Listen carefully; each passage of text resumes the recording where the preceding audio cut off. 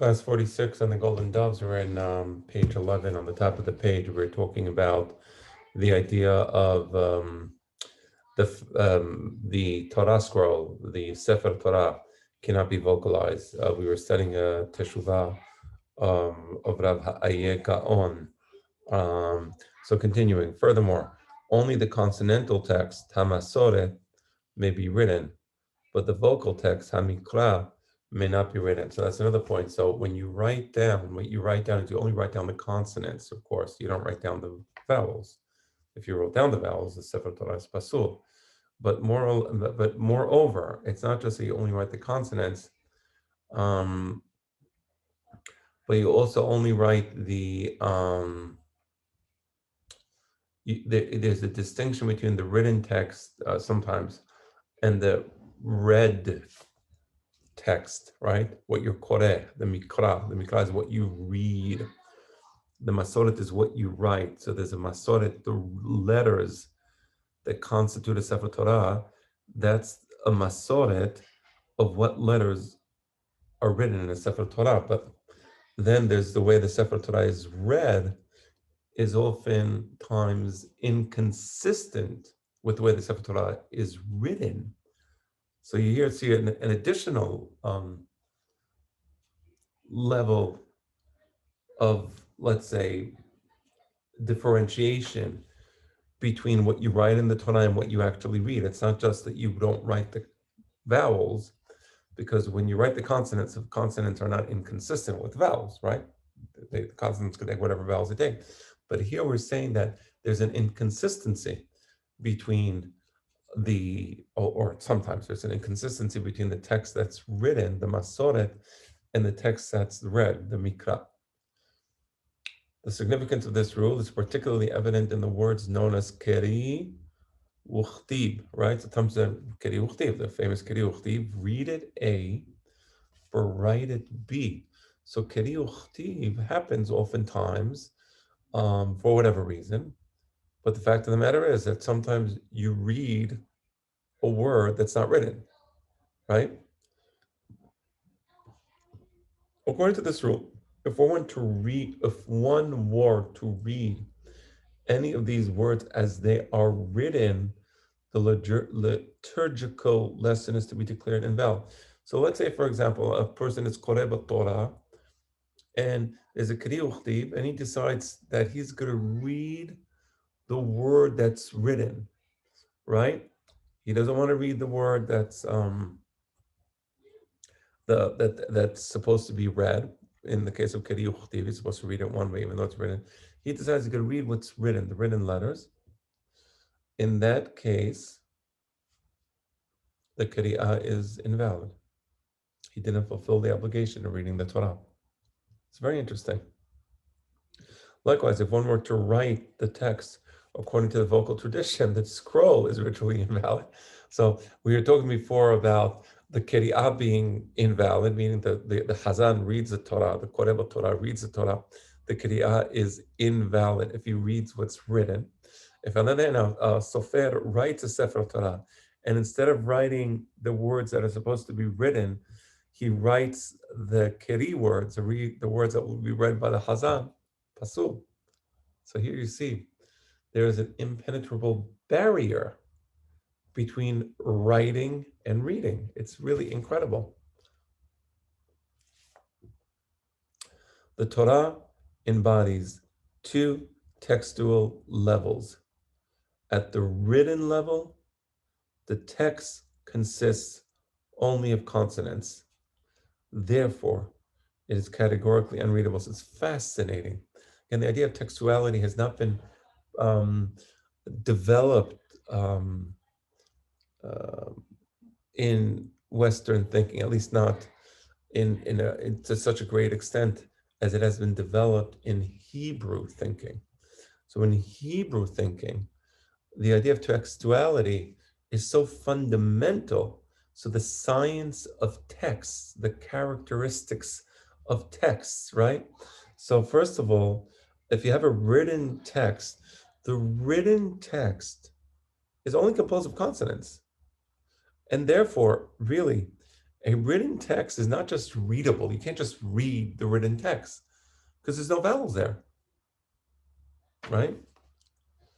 The vocalized text must be transmitted orally and may not be put down in writing, making it legally unwritable. And here's the incredible thing.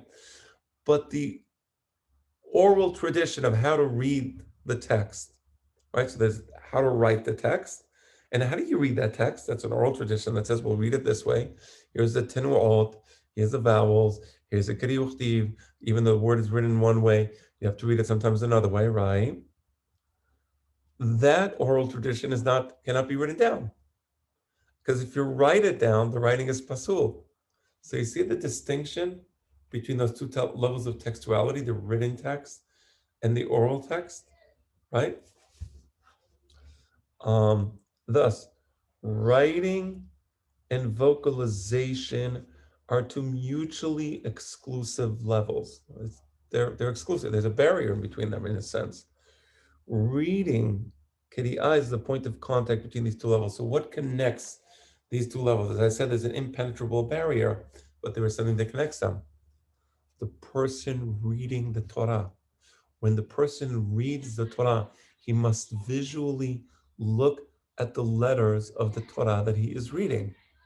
But at the same time that he's looking at the letters, he must pronounce the words in accordance with the oral tradition of how to read those letters. Or in the case of Kiri Uchtiv, how to ignore those letters. The reader must mentally supply the vowels to the consonantal text and recreate on his own the word, right? So in a sense, every time the person, the Koreh Torah, reads the Torah, he's in a sense recreating the word as he's reading it. Reading involves interaction between the reader and the text, whereby the reader joins the author in creating meaning. So we have the author, which of course was HaKadosh Baruch Hu, and now the reader needs to supply meaning to the written text. The written text is from HaKadosh Baruch Hu. HaKadosh Baruch Hu supplied the consonants, right? The reader now must supply meaning to those consonants. And in a sense, now there's a partnership between the author and the reader, which, by the way, I think is one of the most wonderful spiritual experiences, is to read the Torah. I think to read the Torah is a absolutely wonderful spiritual experience, which I find to be invaluable. Right. Only in this way does a consonantal text acquire sense and significance. Right. Only through the reader do the consonants become meaningful. Right. The Hebrew Kiri'ah, reading, is also a summons and calling up for signification. Beautiful. So Kiri'ah also means to call someone or to call something. Hey, right? Come. So come here. So likro, right? Um, so so calling up for signification, in a sense, you're calling up the meaning of the words. You're koreh Torah, and while you're koreh Torah, you're calling the meaning of that particular word by giving it meaning. The Venerable Rabbi David ibn Zimra, the Radbaz, famous Radbaz, whose synagogue in Cairo was from Egypt, a great Hacham. He was one of the wealthy Hachamim. He was known for tremendous Achnasat Orchim of other Hachamim. So he had two Shulchanot, Ba'olam Hazeh wa Ba'olam Haba. So the Venerable Rabbi David ibn Zimra, whose synagogue in Cairo was under the trusteeship of the Ya'abes family, and where Edmond Ya'abes himself served as an officer. That's interesting. I didn't know that. So Edmond Ya'abes served as an officer in the synagogue of the Radbaz in Cairo. Right? Explain the function of these levels and their mutual relationship. There are two classes of reading, says the Radbaz. One spiritual and one corporeal. Fascinating. There is a spiritual and there is the corporeal, the bodily reading, right? Physical, let's call it. At the consonantal level, there is a different spiritual reading of the Torah without the articulation of words. Amazing. So you have this written text, and all the written text has consonants. That's what the Rabat's called the spiritual reading of the Torah, in the sense that it's there's no articulation of words there. And even though there's no articulation of words, the Sefer Torah has tremendous kedusha. It's the highest level of kedusha is Sefer Torah, so it's a text, right? It's a certain level of existence, right? So that's a spiritual level of reading, right? In contradistinction to the corporeal reading and the mode of the articulation of words. So the corporeal, so it's almost like the spiritual reading is like, I think by that he meant this is the Sefer Torah as the Malachim see it. So the Malachim, what they see is they see the consonantal text. Whereas the Bnei Adam, we see the consonantal text, but we transform it into the Keri'ah text, right? And that's a corporeal reading. What do the Malachim do with the consonantal text? It's an interesting question. I haven't asked them and they haven't told me, but you understand that there's some transformation going on there. What is that transformation? That's an interesting question. The corporeal reading pertains to the things of man and serves as a basis for the legal dimension of the law. So, right, we transform the consonantal text into the words that we read. And that's a corporeal reading in the sense that that transformation, it engenders the meaning that generates the halachot, or that is the basis of the halachot.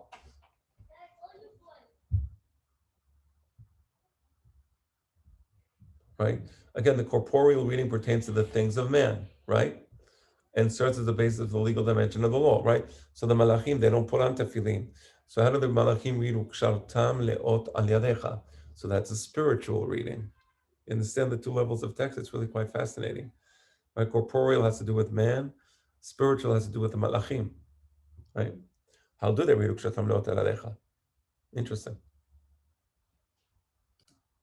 Similarly, on the basis of scripture and rabbinic tradition, Maimonides ascertains that in its pristine state, the divine voice heard by the Hebrews at the foot of Mount Sinai was inarticulate. How did we hear the voice of God at Har Sinai? We didn't hear Anochi, but rather we heard the word Aleph Nun Kaf Yod. We heard that word, but we heard it at the consonantal level. Only the voice of God can be articulated and penetrate the mind of a human being at the consonantal level. So we, in a sense, heard the voice of God in the way that the Malachim perceive the text. Right? Initially, they heard that awesome voice without the articulation of words. Isn't that fascinating? This voice, a voice that according to rabbinic tradition constituted the basis for the first two commandments of the Decalogue, was processed into words by Moses for the children of Israel. So that's really amazing. So what Moshe Rabbeinu does, he hears the consonantal text, and he has the ability to transform the consonantal text into the reading text, right? The vocalized text, right? It was Moses, says Maimonides, who made them hear this. That is the first two commandments with his own words in the articulation of audible letters. That's fascinating. So we know that the Jewish people heard the first two commandments directly, right? We know that already.